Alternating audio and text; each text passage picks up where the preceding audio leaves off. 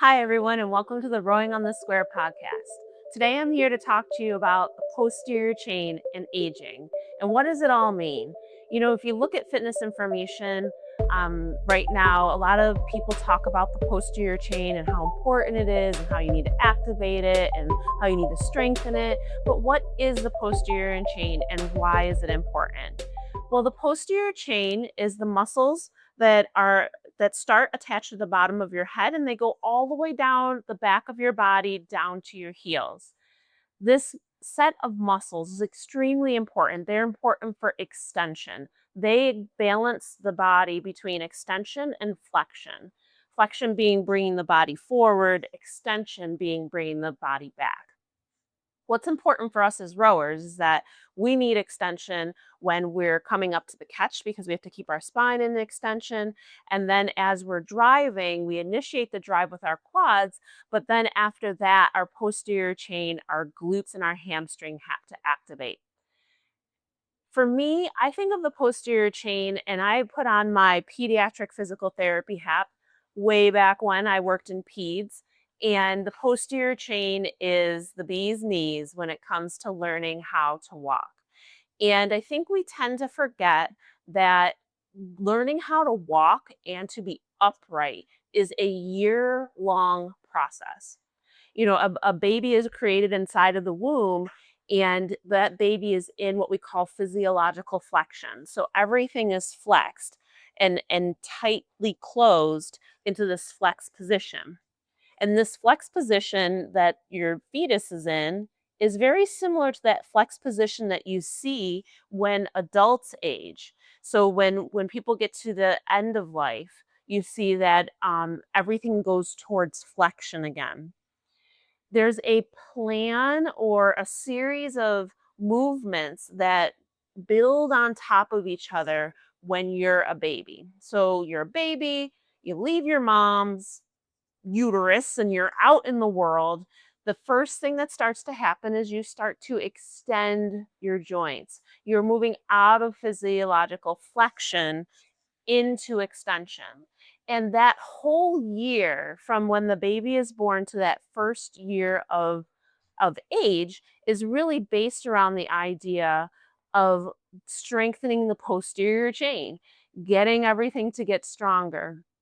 And it takes that whole year to get to the point where you're upright. And we all know that a 1-year-old is not as fit and nimble as the average adult. So you can see that this process takes a very long time. You go through a whole development, what we call the developmental sequence, which is lying on your back in flexion and then being able to extend, roll, get on your hands and knees, then go from hands and knees to being on one leg up, one leg down, so the half kneel position, then being able to pull to stand or be able to use your muscles to go from the half kneel to the standing position. And then from there, you learn walking, you learn how to hop, skip, jump. You strengthen all of these muscles in a sequence where our bodies learn how to create motor plans. These motor plans take time, they take years to develop.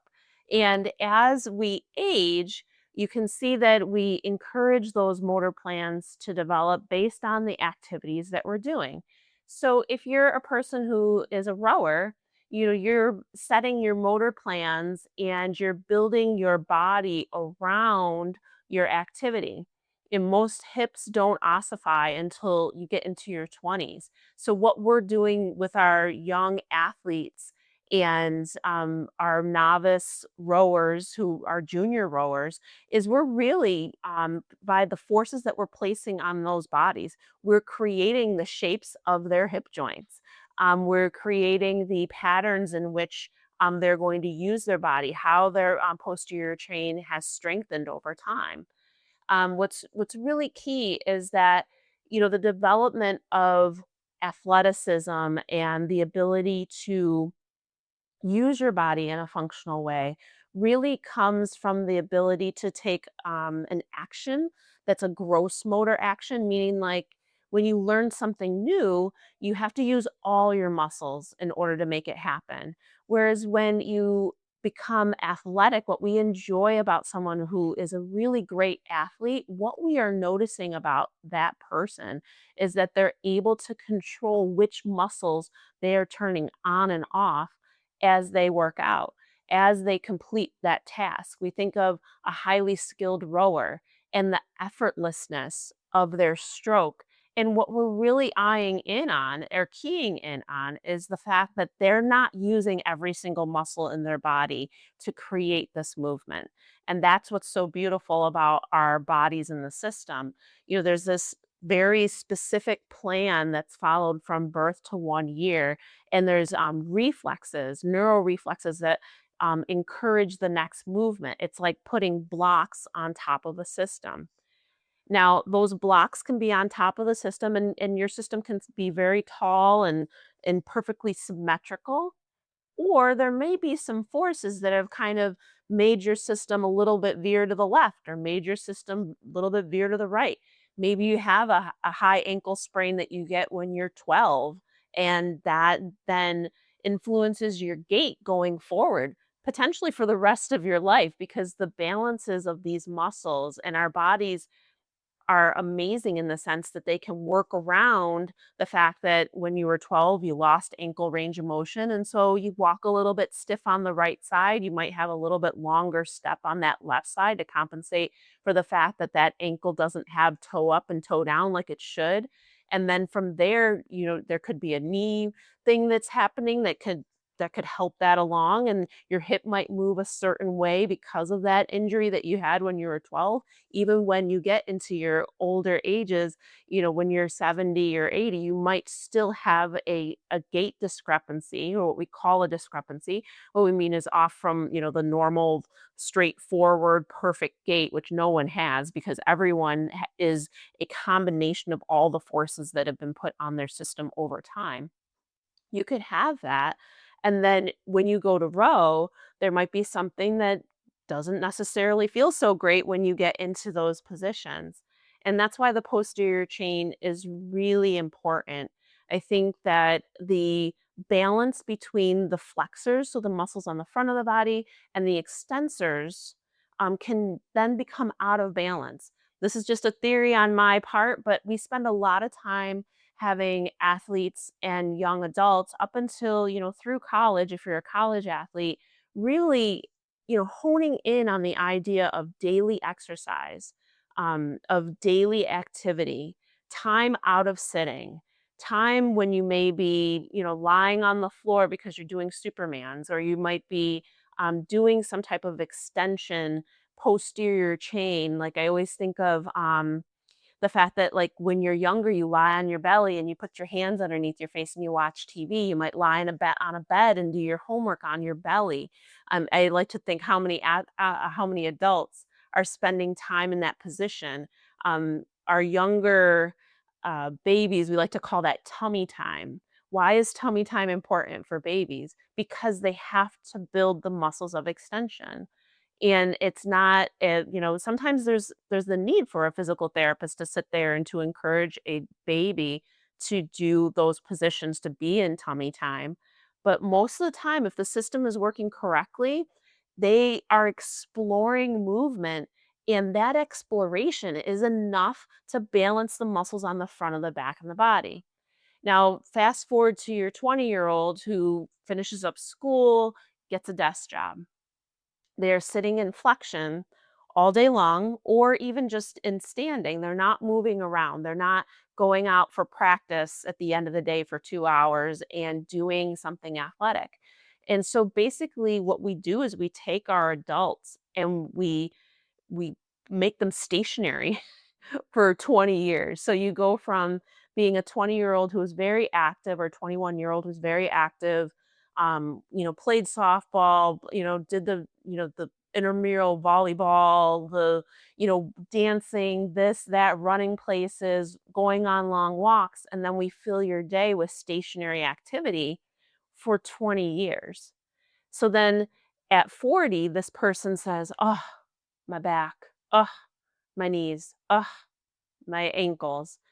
And I really feel that it's the stationary nature of those years that then create this 40, 50, 60-year-old who's like, I'm stiff. I, I can't move. I don't feel as athletic as I felt before. And the reason is that you start to lose muscle mass over time if you're not keeping up with it. If you're not doing something that's encouraging muscles to be grown and to be used. Our bodies go to path of least resistance. So, building muscle is an expensive process for the body. And if the body finds that you're not putting stresses on it that force it to create the muscle, puts the energy elsewhere, like storing fat, unfortunately.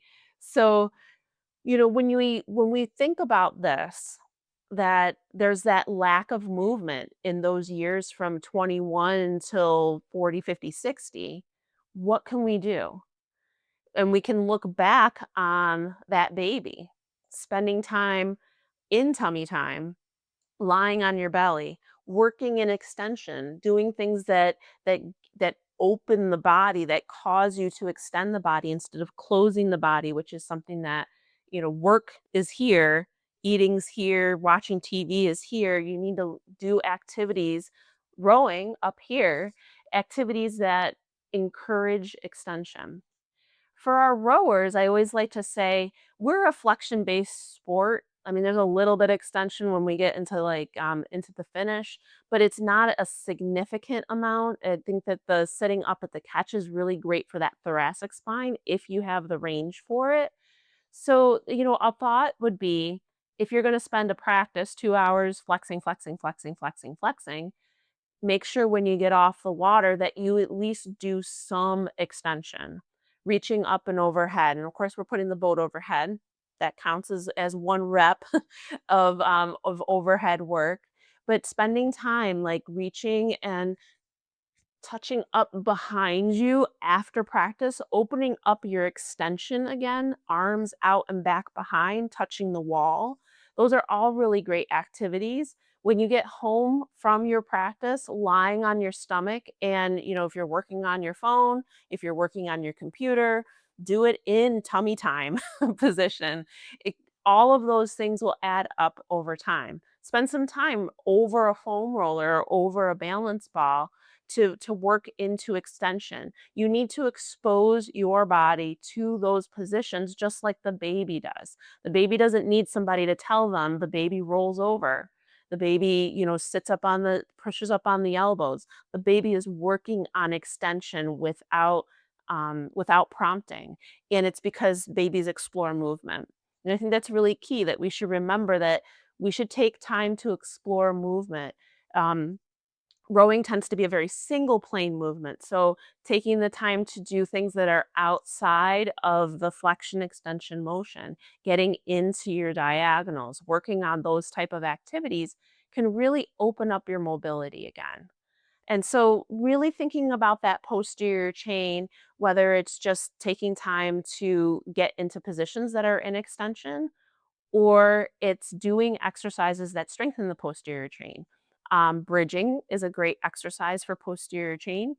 Another great exercise would be the deadlift, working on hamstring and glutes, um, hands and knees, doing your fire hydrants, doing your donkey kicks, those types of things, trying to work into the extension, working on activities that are overhead or behind or require rotation. All of those will really help with making sure that you stay mobile. It's really key as we age to make sure that we're exposing our body to all of the different types of activities because without that, gravity gets the best of all of us, meaning that the head comes forward, the shoulders come down, and the shoulder blades come up. The problem for that when we're rowing is that this is a very inefficient position for the shoulder blade. The muscles are stretched out, the shoulders in a weakened position, and then you're going to go up to the catch and you're going to put load on that. And that potentially can cause pain, whether it be in the shoulder proper or in the low back, because the low back's trying to tether and hold you as you're doing your drive. So it's extremely important to be able to get that head back and on top of the spine, the shoulders back and down. You should be able to get those shoulder blades to be able to sit down in neutral. And when you get just the right extension and get the head back just in the right position, it is a very neutral position. It's an energy zero position. Standing, because if it costs a lot of energy, it'd be too inefficient to do.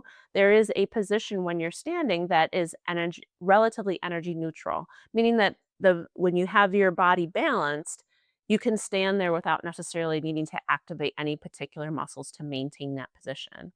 So it's really important to be doing those movements.